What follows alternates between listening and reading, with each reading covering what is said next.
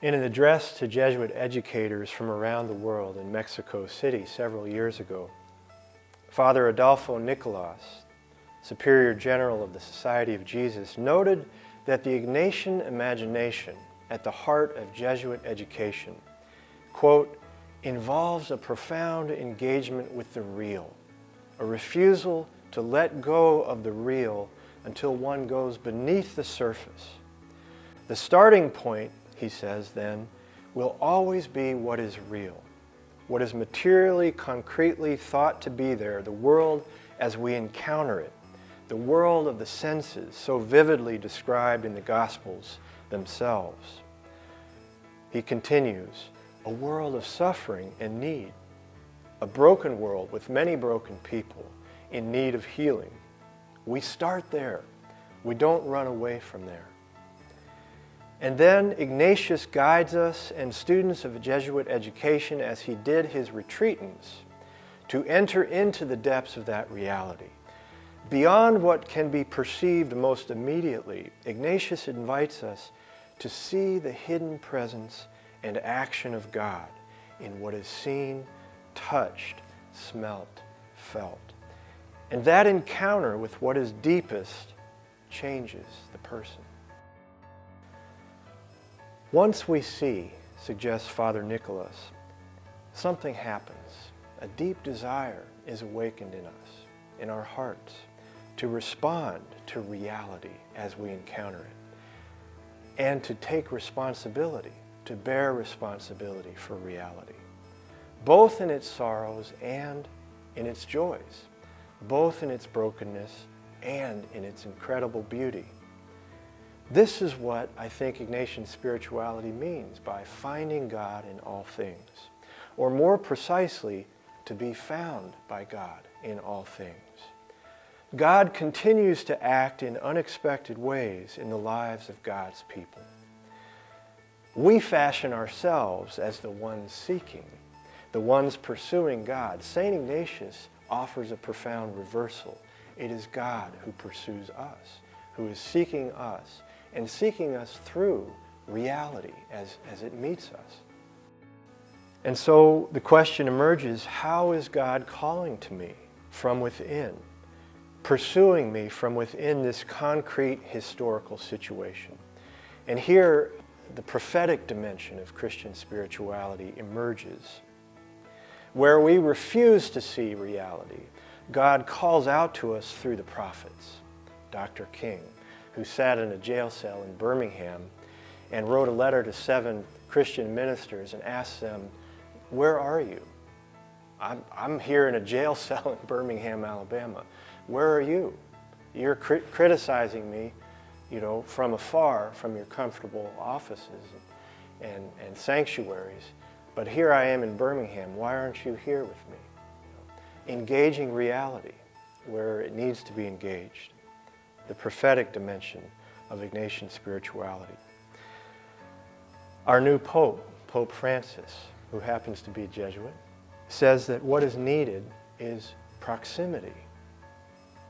Pope Francis says, I see the church as a field hospital after battle. What would be the implications of this statement for a Jesuit Catholic university, for our churches, right here in Cincinnati or in cities across this nation? St. Francis says, we don't need a primer in Christian love. We already know what it looks like. Now we need to take it out into the streets. It seems to me that prior to any preconceived political or social agendas, simple physical presence is the greatest gift we can offer one another in a divided society. People of faith and goodwill on all sides must cross geographic, economic, and racial boundaries in order to simply be present to one another's experiences, to listen, to see, to celebrate, and sometimes to mourn.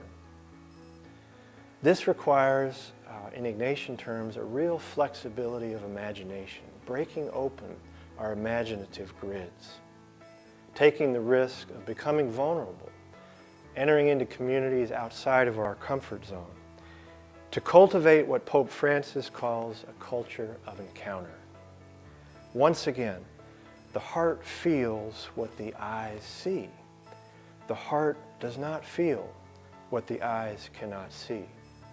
For me, this means leaving my various comfort zones, the university, something of an ivory tower, frankly. At times, we can be very insulated in our university environments. It means leaving home and hearth. It means leaving solitude. I'm a person who loves solitude. I need solitude. Solitude is very important, but it also can be a temptation, an evasion. To engage life as it is for peoples of color in my own segregated city.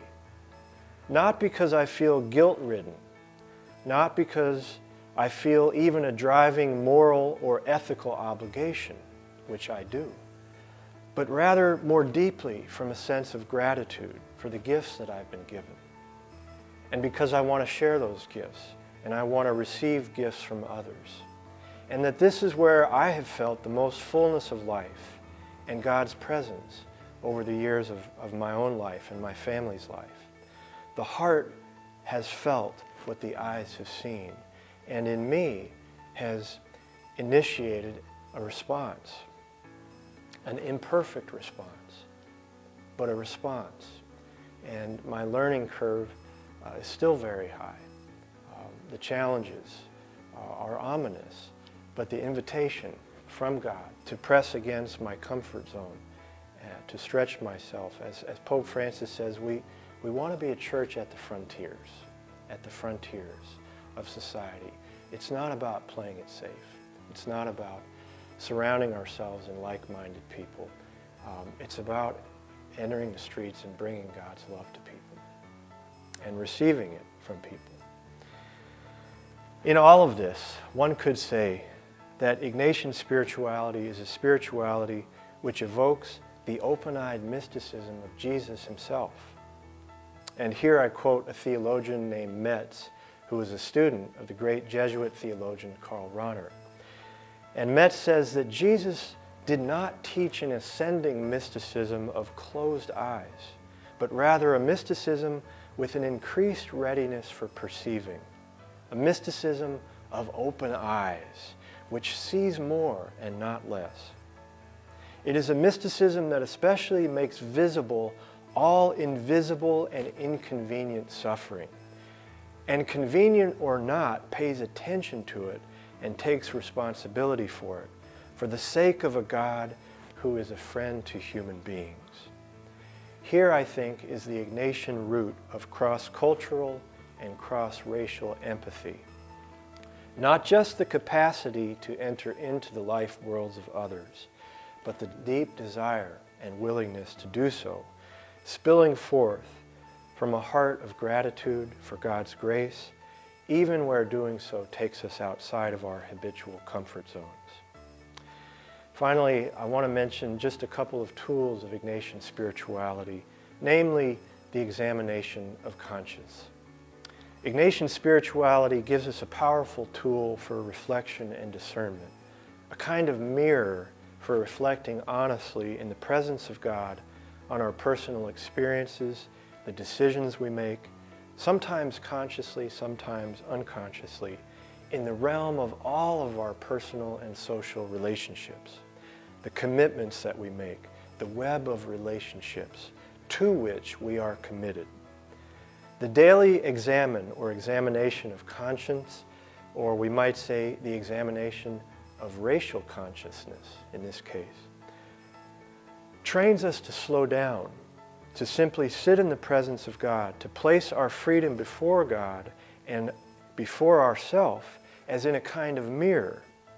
Rather than rooting our choices in fear or guilt, or even an ethical laundry list of do's and don'ts, shoulds and oughts, the examine presupposes an adult relationship with God, a relationship of friendship, companionship, a summons to freedom and discernment. Again, how is God calling me into reality as I see it in my city, in my community? How is God calling us as a community of learners on the road together on pilgrimage, that wonderful theme of pilgrimage, so rich in the life of St. Ignatius. In short, Ignatian spirituality both challenges us and gives us room to grow into the future.